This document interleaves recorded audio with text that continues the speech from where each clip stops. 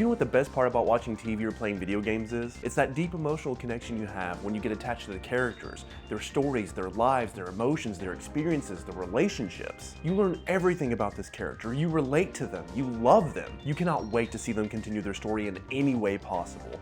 You just want more of that thing. You spend your own personal time in their world. You see them hurt, you see them grow, you see them love. You become deeply attached and happy that you were able to have these experiences with these characters. And who are you? Oh, I'm you. What? Yeah, you're getting recasted. But I just started the video. Yep, and now it's over. That's how this works. Now get the fuck up. This is some bullshit. No one likes your great value nakey jakey looking ass anyways. Well, that wasn't nice. Yeah, well, your ears are too big. Now go get. I'm taking the coffee.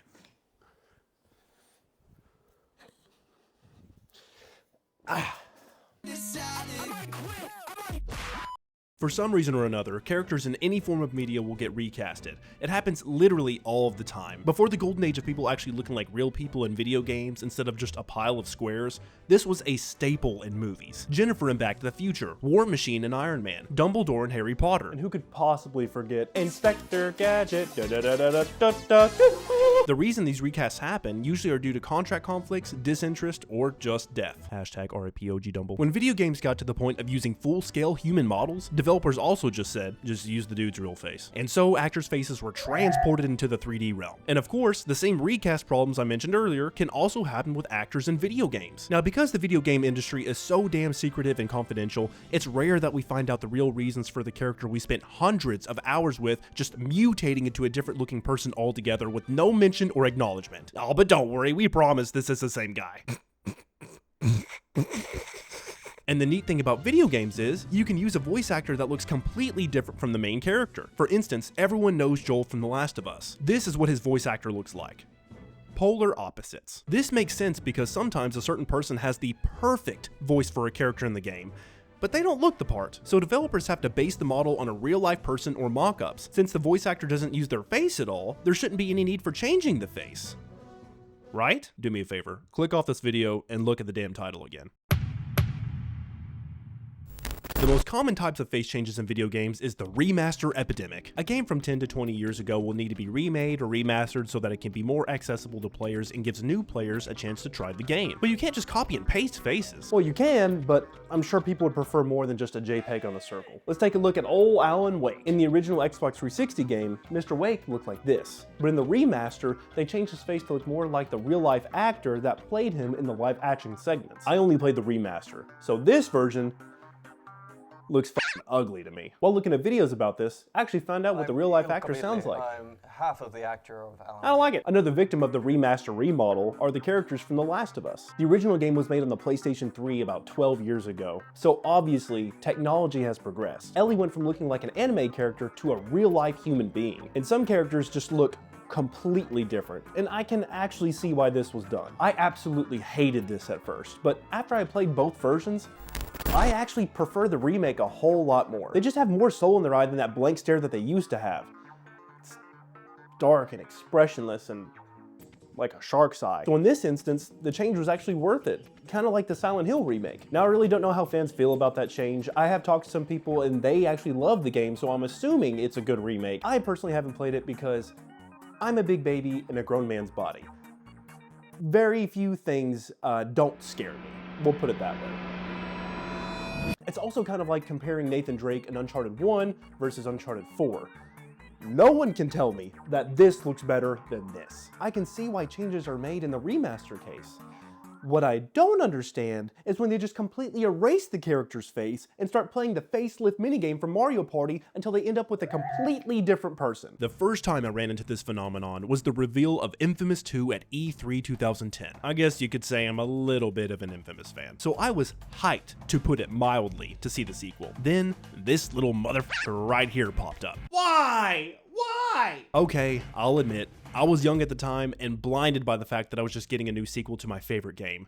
So I honestly didn't care about the change at all. But looking back, man, why? Just why? Thank God Sucker Punch actually went back and changed the model to look more like the original design. I get that people who create and make art sometimes wish they could go back and make changes to the original thing that they made. Maybe it was rushed, maybe no one spoke up, or maybe they liked it at the time and now they hate it. However, you cannot do this to people who spent countless hours with this character. It's just way too jarring and it pisses people off. No matter how many hours they spend with the new face, it just isn't the same. That immersion is now shattered, and this is why people get so mad.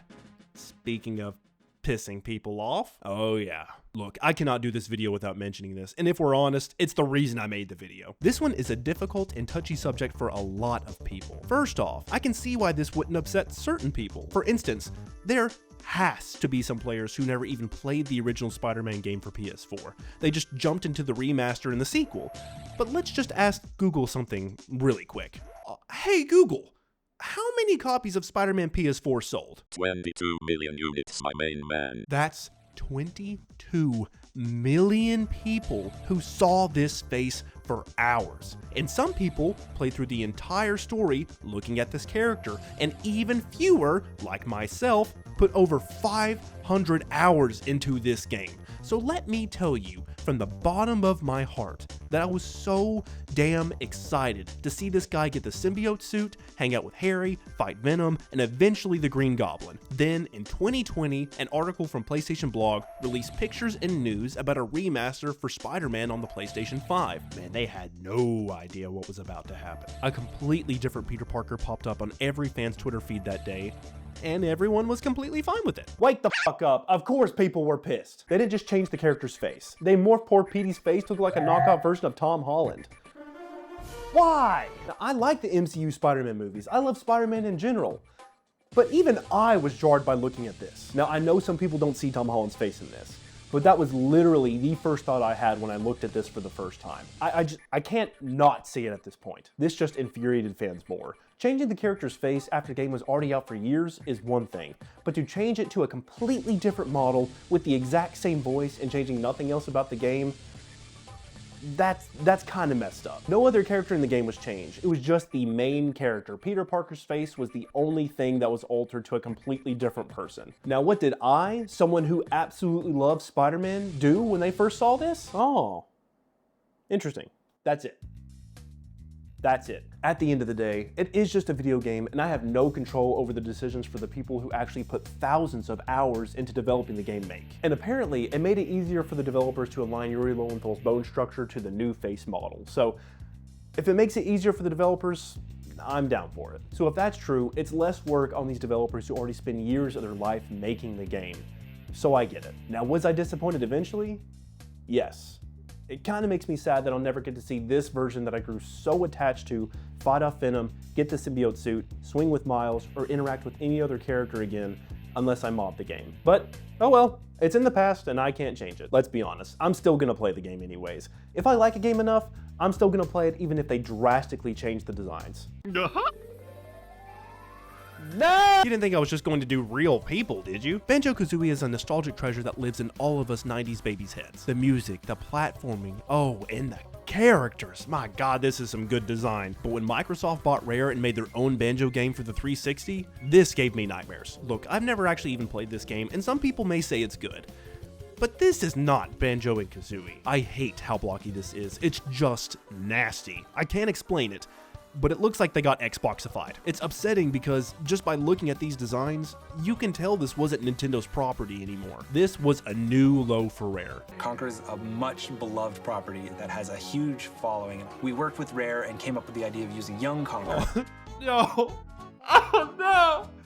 What have they done? That's my son! That's my boy! What a slap in the face to all the Conker fans out there. There hasn't been any mention of this character since the remake in 2005. Conker finally comes back, and he looks like this? This is the opposite of what everyone wanted. This never turned into a real thing. It was just a tech demo for the Microsoft HoloLens. That was only a game for that specific device. Microsoft, what the hell were you thinking? No, go back to talking about TV and being in last place. This is what I'm talking about. This is not Conker at all. So why even use him at all? Just call him Squirrel Ton. I don't know, but this isn't Conker. Why do this to such a lovable character? There's no need to read. Holy fuck, what is that? That's not real, right? No one actually approved this. Everyone who was involved with this needs to go to jail. Now let's just go to good reasons for redesigns. I don't even want to look at this anymore. What if there was a reason to constantly redesign the main character? What if there was a way to constantly change the protagonist without making anyone upset? Well, call in the magicians. Link literally looks different in every Zelda game besides the ones that are a sequel. Nintendo found a way to not only explain why Link looks different in every game, but they also found a way to constantly change the art style, characters, mechanics, and dimension without making anyone upset.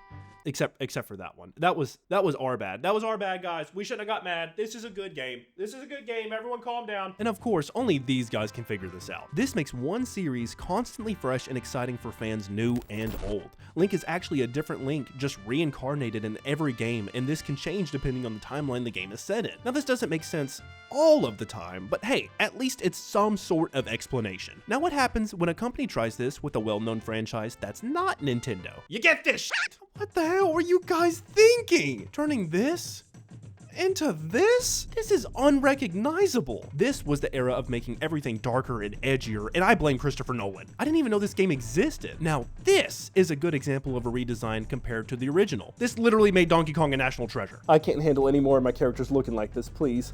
I've had enough of this change, heartbreak, and anger. I just want to play video games and have fun. And isn't that what we're all here to do? Yes, it does suck to see your favorite character change completely, and now you have to start building up this internal relationship again. But if you love the character enough, isn't it worth it? Isn't change all a part of life? Shouldn't we all be used to it by now? Change is constant. It is the only thing in life that is guaranteed. Maybe we just all need to open our hearts a little bit more to things changing. Nintendo, you bitch. Ain't no pain, I'm gonna die in my wrist, in a lie, I won't spend all my money on some shit I don't want, ain't no sense, in a thought, in my chest, in a night, I won't stay, where it's sunny, if I can't leave the blood.